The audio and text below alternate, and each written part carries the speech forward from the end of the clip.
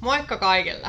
Onpa kiva olla tässä, erityisesti sen takia, että päästään kertomaan meidän yhteistyöstä meille hyvän asiakkaan Plugit Finlandin kanssa. Mä oon Linda, myyntitulen toimari ja mun kanssa tässä on Plugitilta Daniel, Plugitin myyntipäällikkö. Hei vaan. Kiva kun tulit. Hei, ihan mahtavaa, kiitos kutsusta. Yes. No hei, kerro vähän Plugitista. Kerro ensin. Millainen yritys on Plugit Finland ja mitä Plugit tekee? Joo, millainen yritys on Plugit Finland? No, meidän ydinbisnestähän on sähköautojen lataaminen. Me tarjotaan palveluita joka segmentissä käytännössä kuluttajille, taloyhtiöille, yrityksille, näin edespäin.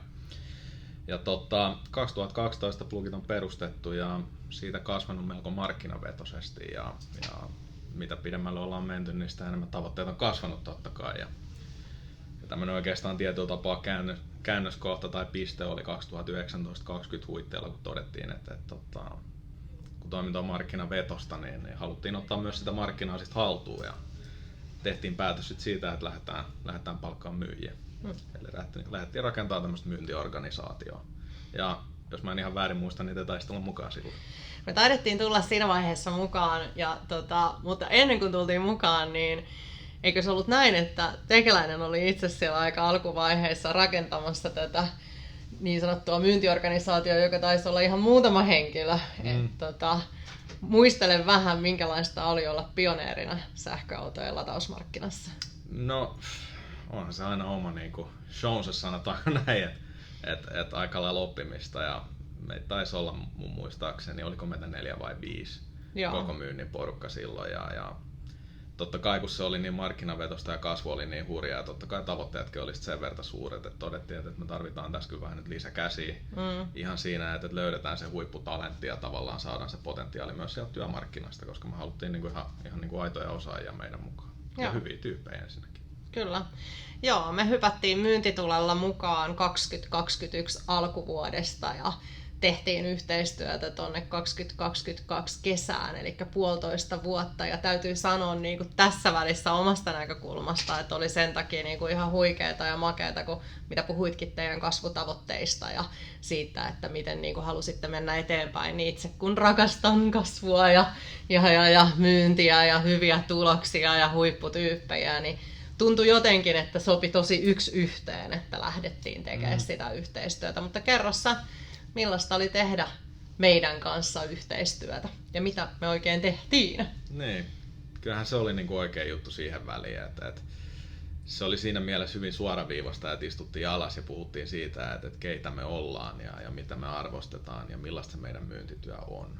Ja etenkin sit myös siitä, että mitkä ne vaatimukset on sinne asiakkaan suuntaan. Se oli tosi tärkeää, että saatiin rakennettua se kuva ja se ei montaa palaveria vaatinut. Että olisiko pari kertaa istuttu alas ja käyty se keskustelu. Ja sit sä totesit, että lähdetään etsiä ja sit rupesikin asiantuntija tulemaan ovelle. Että tavallaan ne top-prospektit sieltä sit löytyi ja päästiin heidän kanssa keskustelemaan. Ja tosi paljon porukkaa palkattiinkin sit siitä seasta. Kyllä. Mitäs siinä taisi sitten kaiken kaikkiaan, kun ajatellaan, että lähti niinku 5 noin se myyntitiimi, niin toki senkin jälkeen myyntiporukka on kasvanut, mutta taisi siinä ainakin yli 10 henkeä löydettiin yhdessä. Juu, kyllä. Ja siis haastaviltakin paikoilta, että sehän siinä oli tietyllä tapaa meillekin haasteet, että me haluttiin kasvaa niin kuin koko Suomessa. Kyllä. Ja tarvittiin sitten kollegoita Ouluun ja Raumalle ja Tampereelle ja Helsinkiin, jotka sitten kaikki on niin kuin ihan erilaisia paikkoja. Niin kuin, totta kai ihmiset on erilaisia ja tavallaan myös sit se tietyllä tapaa se ympäristökin on hyvin erilainen. Se kyllä oli tosi kätevää ja niin kuin helppoa meidän osalta, että kun te kävitte siellä sitten katsomassa, että miten täällä päin maailmaa homma toimii ja me päästiin sitten siihen mukaan siinä vaiheessa, piti tehdä päätöksiä. Se oli hyvin suoraviivainen sen puolesta. Kyllä. Tehtiin myös jonkun verran one-to-one valmennuksia, sitten tehtiin tällaisia myynnin soittopäiviä ja nyt sitten viimeisimpänä myös vähän tämmöisiä viestintävaikuttamistaitovalmennuksia. Niin mitkä fiilikset niistä?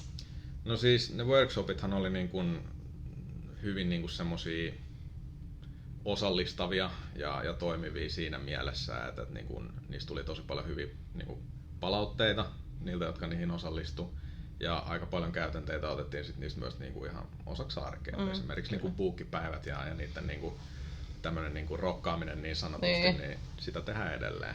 Se täytyy sanoa kyllä, että on ollut sillä ilo olla teidän kanssa, että mun mielestä teidän arvomaailma siinä, että se asiakkaan arvostus ja kuinka niin kuin hyvän palvelun asiakas saa ja että millä asiantuntijuudella asiakasta palvellaan, se sopii täydellisesti meidän arvoihin, mutta sitten myös tämä puoli, että tehdään sitä kauppaa ja tehdään myyntiä ja arvostetaan myyjiä ja niitä myyntituloksia, että ne on kuitenkin se kasvun ajuri, että sitä kauppaa tulee, niin se tuntui niin kuin koko ajan jotenkin tosi hyvältä, että jaettiin siinä niin kuin se sama arvomaailma. Kyllä se loksahti yksi yhteen, että me kuitenkin ollaan aina sanottu, että tehdään kauppaa ja pidetään hauskaa, ja se kyllä välittyi niin kuin teiltä sitten meille kanssa ihan samalla tavalla. Mahtava kuulla. Mitäs sitten? Kerro vielä loppuun vähän, että minkälaisia teidän tulevaisuuden suunnitelmat on, että miltä Plugit näyttää muutaman vuoden päästä? No, totta kai aina pitää tuplata liikevaihto vuodessa ja vallottaa koko maailma. Just näin. Mutta kyllä me markkinajohtajana niin me halutaan tuottaa lisäarvoa meidän asiakkaille niin kuin totta kai tuotteissa ja palveluissa, mutta myös sit niissä kohtaamisissa. Se, että mitä Plugit on kasvanut niin kuin viimeisten vuosien aikana, niin kyllä se kasvu on niin kuin ihan puhtaasti siitä, että siellä on oikeat ihmiset töissä. Joo. Siihen se kulminoituu. Mahtavaa. No sanoit vielä ton lisäarvon, niin ehkä kysyn nyt vielä tähän loppuun sen, että mikä oli sellainen lisäarvo, mitä koit eniten saavas yhteistyöstä meidän kanssa?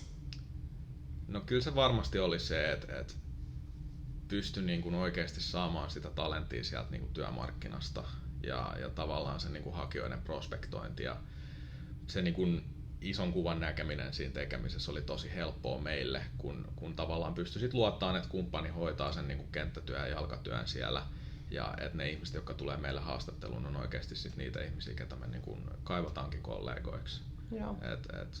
Silloin kun oli pieni porukka ja piti saada paljon aikaiseksi, niin oli ihan super tärkeää, että me pystyttiin myös keskittymään siihen niin kuin ydinliiketoimintaan. Joo. Kiitos paljon noista sanoista. Täytyy sanoa, että on ollut kyllä ilo olla teidän kasvussa mukana, teidän niin kuin tärkeinä kasvuvuosina. Kiitos siitä. Kiitos, myynti tuli. Kiitos.